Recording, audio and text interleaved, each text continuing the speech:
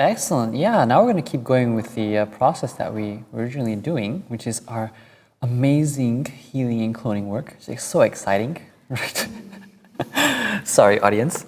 But, however, since you're tuned in, you must be just excited as I am. Oddly, I don't know why, about healing and cloning and retouching, but it's odd. It's odd when you tell your friends and family how much you love it, and then they just see you clicking away at your computer like you're a madman, right? I don't know where that passion came from. So we're going to go and start by just essentially healing the things that we do see from this distance. And I did mention earlier that a lot of these beauty marks and lines are considered optional in the sense where it's based on whether or not you particularly would want to remove it or not. However, I'm going to be removing them just for the sake of practice, and doesn't mean that you should be. Keep that in mind. Remember, everything's all up to opinion, and it's all artistically based. The last thing I forgot to mention is when you're working on a new blank layer to heal, the reason why it works is that when you come to current and below under the sample option, this is what allows you to do so. What this basically means that if you have it set to current layer and you start healing on a blank layer, nothing is going to happen, because what it does is it says that you're trying to source on a blank layer and paste on a blank layer. And because there's nothing on a blank layer, it doesn't work. But when you have your healing brush selected and you go under sample size or sample and set current and below, what that means is it's sampling everything on that layer or below it and then pasting the result on that blank layer, which is why it works. This is great because you don't have to double or duplicate your background, and B, it saves a lot of space on your PSD. Because as you notice, we have just a blank layer and just little bits of information in there. So the file becomes really, really light, which is fantastic, especially if you're on the go, if you don't have much space, or if you just want a really clean, fast workflow. With that being said, make sure you save. And I didn't save. Bad me, right? File save. Because if you don't, chances are you're probably going to have it crash. And you don't want it to crash. Now, when you do save it to the location that you intend to. Most people typically keep it within the folder that they have all their selects made in. So, based on whatever your categorization is with your photography, you have a shoot done. And then when you're working on a PSD, you can save it in the selects folder under PSDs, which is really nice. It makes it easily accessible. Or within the raw files itself, which is fine as well, just depending on whatever you prefer. I do it that way where I have the selects from the client. So I'll have a client folder. Let's say John would send me a bunch of files. And then with these raw files, under that folder, I'll have a subfolder named PSDs, and then I'll save my PSDs within that folder. Or I may just save it within the same John folder, which has the raw files there. So whatever it is that you do, stick to that. I have no particular preference with saving and things of that nature. Now, going forward, with our blank layer, I'm going to continue healing. And as I mentioned, I don't have a particular process in regards to what I heal first, what I heal second. It's just whatever stands out to me first. And you'll notice that I keep clicking Option or Alt quite often because I want to keep on resourcing different points of the image.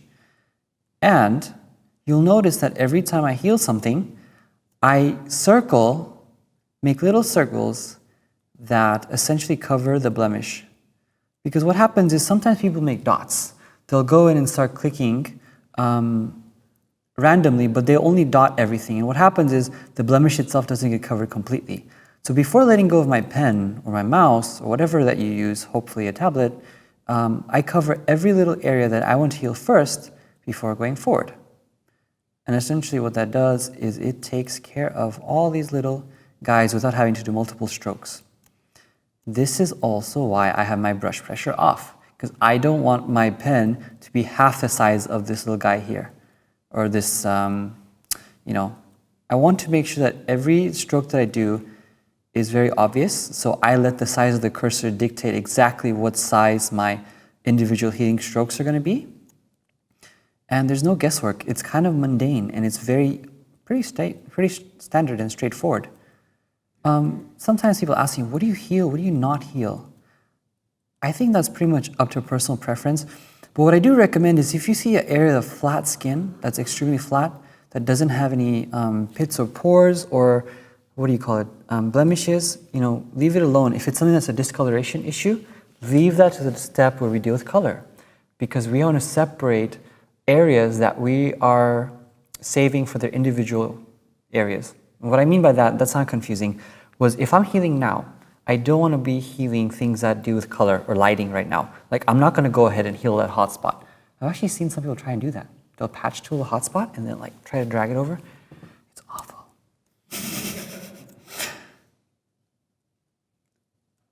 This is always a very zen moment whenever people are working. They get into this weird zone. And it's kind of odd being watched by like 16,000 people because they're over your shoulder judging every little stroke that you're doing, which is great. Of course they are. Yeah, of course they are, which they should be, because it opens up a dialogue and says, I would have done it this way and I would have done it that way, which is fantastic because, again, this is an art, and whatever it is that you decide to do is your own personal preference. There's no wrong or right way, except what I would say is removing every single bit of texture. That would be awful. Yeah, let's not get into that whole discussion again. Now, I'm going to continue down the arm real quick and remove more of the things that I see. And again, these beauty marks typically would be left if it's an actress or somebody who is of notable figure, but if it's a beauty shot or you have something where they don't want to be seen, you take it out because they're distractions. And you notice... Quick question. Photomaker and Fabio Cerati both were questioning how far you're zoomed out. Is this the normal distance that you want to be when you're doing this sort of work? Sure. Right now I'm zoomed out at 25%, and I don't want you to get caught up in percentages, because depending on your camera. So this one was shot on a phase 1, meaning it had 50 megapixels and it's extremely large. This would equate to say 40 or 50% on a 5D Mark III maybe. So it's just relative to the image. But the main takeaway there is that you don't want to be at 100%, you want to be about half the distance picture-wise, where it kind of fills up the frame along the width of your Photoshop. And this is a good enough distance because even though no one's still going to see it at this level, it still has enough detail where you can make better decisions. Most of the time, let's be honest, you're printing these images and they're not going to be extremely large. You're going to print them for people's books, or you're even printing them or saving them for the web. So for the web, it's a lot smaller. Even in print, a lot of print washes out details sometimes, which is why people say over-sharpen for print. Why? Because some of these details get washed out anyway. And what happens is people tend to spend more time on the details that don't matter, which is why I would recommend just zooming out about this level or a little bit more to start out with, because you're just taking the things that are of most importance first. And then Kevin Patrick Robbins, as you're going, are you moving the brush in the direction of the cellular structure in the skin, along lines, for instance? So essentially the way my brush is going to be moving is going to be going in a circular motion. It's the main takeaway, or the main importance is the sample area rather than the direction of my brush, because each blemish is typically round. So the difference being the way that I operate is that my sample area will be the exact zone or region that the luminosity is. Let me rephrase that. That sounds really messed up. When I'm sampling, I'm sourcing from the area that is very equal to where the blemish is. So if the blemish is in a highlight, I'll sample in a highlight. So that is the direction my brush will go. It won't be where I sample, say, outside of an arm and work inwards. That's not what my whole intention is. So that is it's irrelevant in that sense. If you don't mind, I'll keep asking questions go ahead. as we go. This is a great session. Good. Robot wonders whether you're just using the healing brush for speed. He says the quote-unquote proper traditionally way was just cloning, which he thinks produces better results. I wonder if it's just speed that's a factor. Other folks were wondering whether you use the healing or the spot healing brush, and then also if you could go over the healing brush settings, size, pen settings, etc. Sure. So the reason I use a healing brush is I found that it is true that it's very elitist to say let's use a clone brush and not use a healing brush. Sure, if I had another 5 hours, I would probably use a clone brush, because you have to be extra careful in the sense with the clone brush.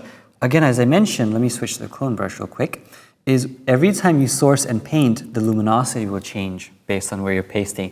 If you have a high contrast image like this one, good luck to you. It's going to take a long time. especially on edges like this where you see you don't have much area to focus on. And I think people just don't have that level of control and patience anymore. And me included, I'm not going to put myself out of there. I think, yeah, I would consider that a little bit lazy. However, I think the healing brush has a really nice algorithm where as long as you're sampling correct texture and clean skin, it does a really good job of replacing it. And so if you want to use a clone brush, you can, but I have a feeling that the healing brush does a good job, or at least a comparable job to what the clone brush would do, even if you spend an additional few hours. So clearly, though, when you're in an area of high contrast, the clone stamp works much better than the healing brush, right? Yes. However, it depends where you source from. Yeah. But at the same time, what I will do is I will still source from the same areas in the high contrast point, making the healing brush work even better than the clone brush for that reason. That's a good question. And what was the other ones he had mentioned? I think it was, why do I use the healing brush versus spot healing. Oh, the spot healing. One of the reasons with spot healing, and I'm going to mention this to you as well, is CS6 and CC has actually done a good job with spot healing in the sense that they have this new thing called content aware, which is not so new. I'm not going to hype that up. It's called content aware, meaning that instead of sourcing, you can just start clicking on each blemish and it finds the area that it should replace for you. So it's one less step. It's perfect in theory. However, I found that as you're working with content aware, things get sloppy. You tend to rush just because you have this safety net of, oh, it's going to source for me, it's fine. So two things happen there. People tend to click much faster and go through the image, and they leave half blemishes everywhere. It happens, I watch them.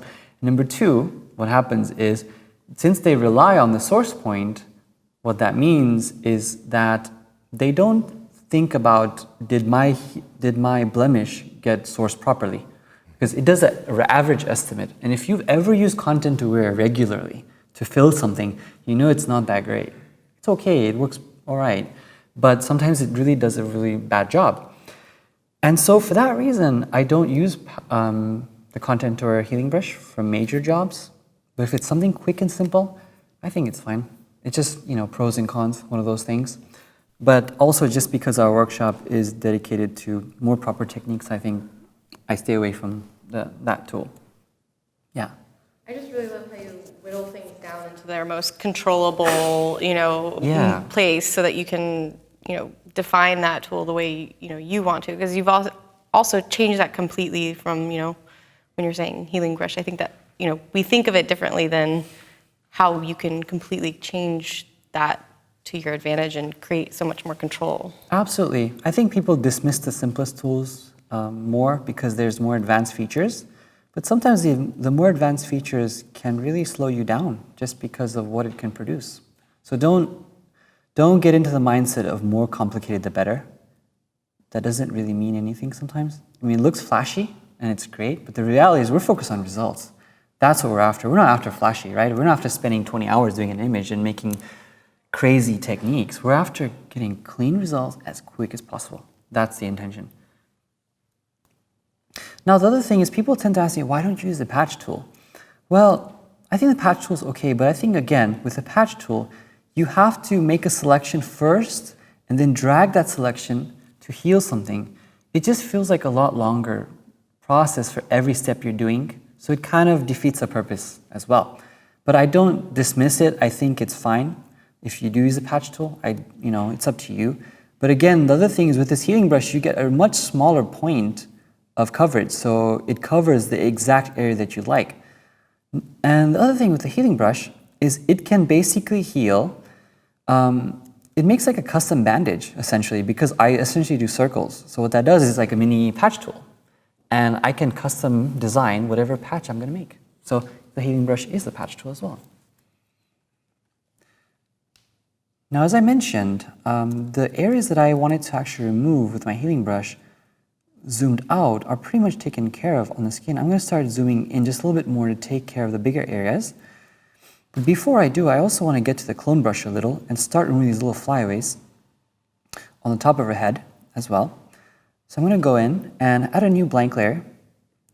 I'm going to set this to clone, or label it as clone. Now with the layer active, I'm going to go back to my clone brush. again, set to current and below. Switch to my clone brush with S and increment my work up. And my flow will be around 20%, just something gentle but quick. I'm going to edge out a lot of the flyaways in the background. The reason why this is important is I don't want to look cut out, but I want to feather out the flyaways. So to the point where the ones that stand out much further away from the head are going to be feathered out. But at the same time, I don't want to make crease lines or make it look exact so it doesn't look completely cut out from her, if that makes sense. So it keeps the integrity of the hairstyle, but yet still has the control of removing the flyaways. So I'll do some over here. And keep in mind, typically, whenever you're working on an image, there'll always be good questions that come up, since whenever I'm working alone, what happens is you don't really think about the steps you're doing. And then as you're working through it, you have to explain every little detail. Sometimes there may be details that are missed, and I definitely welcome a lot of those questions that come through, especially to clarify what we take for granted. I think it's funny, even as photographers or retouchers, we take for granted everything we know till we have to tell it to somebody. It's like if you have a child and you ask, why do you do that? Like, oh, for God's sakes. So I'm just going in here real quick. And Fashion TV is wondering, while healing, when you use the different modes, like normal, darken, lighten, etc. Can you talk about that? Yeah. So typically what happens is when you have a healing brush or a clone brush, the blend modes should be actually controlled by the layer here. And what that does is it'll impact the way that it interacts with the layers below.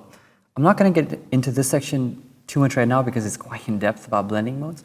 But my main takeaway here is that just because you have your clone brush and you set it to, say, lighten or darken over here, it won't matter. What matters is the blend mode that's set here. It's going to override the setting that's over here. So some people will have a blank layer and they'll set it to hard, a lighten, or darken, but it won't work, because what that means is that if this is still set to normal, it's not going to work. What's going to work is it'll only work if you have like a solid layer, and then you come and change it here, because then the actual brush characteristics change. But if you're on a blank layer, it won't work because it's sampling the layer below it. And the takeaway, again, there is that the blending modes will only work on a blank layer, typically if you go in and override it through here. So let me give you a quick example and see if I can make sense of this. So typically, the way it works is I'm going to say lighten. And I'm going to select a color. Let's say we select something like this. Let's take a dark color. What's going to happen is I'm going to paint with 100% flow and 100% opacity. So what's happening now is because I selected this dark color, it's not going to lighten any of the light colors. And the reason for that is because it's set to lighten, whatever the color is chosen is only going to lighten up any color that's darker than that color. Okay? So another example being, if I select a bright color here, since most of the image is actually darker, it's going to lighten up most of the image, except for the highlights. And we're done. Beautiful.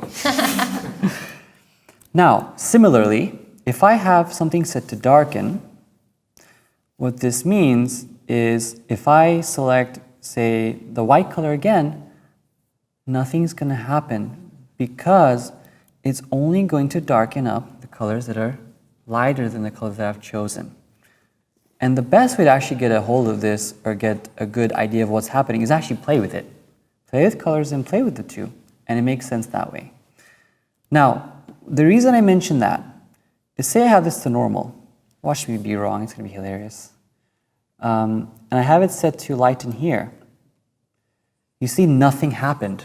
That lighten property didn't work. Why? Because this blend mode here overrides whatever this is here. And that's a big mistake many people make. And it looks like it's working. Why? Because you see it's working everywhere. So people think, yeah, it's definitely working. But it's not, actually. It's not doing what you think it is. So don't make that mistake. Okay? I so definitely want to take a side point to clear that up. Because it is one common question that people don't even know they have until I point it out. Like, oh yeah, actually I didn't know it. Because people typically use darken or lighten mode to remove flyaways. But the problem there is that when you use that mode to remove flyaways, you tend to get a lot of edging around the flyaway. Because when you're working with images that have a lot of detail, each flyaway has dark points and light points sometimes. Many images do more than the ones that don't. So when you use this blending mode of darken and lighten, it may remove part of the flyaway, but you see a ghosting, and that's not right. We're going to get into hair a little bit later too, but that's just a side point that I wanted to throw out there, in case anyone was wondering, which I think they were. At least I hope they were. I just wasted like 10 minutes. So I'm going to set to clone, my clone brush, let's set back to normal, just in case. So I'm going to remove some of these extra flyaways. I'm not going to get too caught up right now because I do have a hair section, but just to take out the ones that really annoy me. Also, there's this little guy here. And because I can see this fly over at this distance, now I'm going to zoom in and take care of that. But I'm not going to stay at 100%, okay? It's just so that I can easily work to take care of that little detail. So let's go in and go into the jungle of pixels. And I'm going to remove this flyaway. Now, you can do this two ways, either a clone or a healing brush. But I'm going to make it hard for myself, just to show you that it's possible with a healing brush. So I'm going to go back to my healing layer, select my healing brush, make it really nice and small, and I'm going to remove this little strand of hair. I think retouching is like magic. Like you want to know how it's done. The second you find out about it, oh, that's obvious, you know? So with that being said, for example, whenever I work on edges, what usually happens with a healing brush, and I think everyone knows, is whenever I source somewhere else and I paste on the edge, you get this really disgusting blob, right? There's a way to circumvent that. And the way to do that is anytime you work on an edge, source on the edge itself, and then brush. And what tends to happen is it doesn't make that blob. What it does is actually copies that edge and that transition, and it perfectly blends it together. So you're just copying an edge to an edge, and it's brilliant. It works on anything that you think of that has an edge. It's fantastic, especially on the sides of the face or hair or whatever. So again, let's continue on with that little guy here. I'll go up first, taking care of it bit by bit. You also notice that I'm not doing the whole strand at once. It's literally just by pieces. And that's the main takeaway right now. It's just removing these little guys little by little till we get to something that's salvageable. Sometimes I think also people get too caught up in being ultra perfect. Oh, that pixel didn't, get replaced perfectly. And honestly, that's a waste of time too, I think. Because at the end of the day, whenever you finish up everything, you'll see how beautiful it still looks, even though I'm being quite hasty. And it is, I think, personal preference as well. But let's see this little guy here. Same thing with eyelashes. You can sample the eyelash, go over there and remove it. And what happens is you'll paste that eyelash and it'll start taking care of those areas.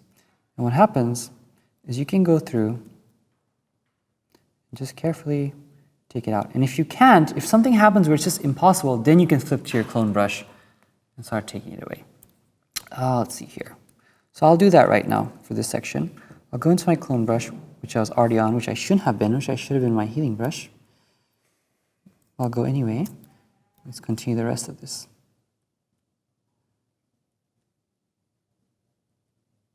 By the way, I didn't get to test this image prior to coming here, so I hope everything works out fine. Which it's great because you can really see what happens in a real-world situation. And I think that's what I kind of wanted to encompass in this show is that, sometimes you're faced with problems and you just don't expect it. But it's good to see, what someone would do working through it, for example. Let's go back out. Let's turn this on and off. And you see the stray hair is gone within a minute or two, which is not so bad considering it went through some pretty complex areas that were really scary.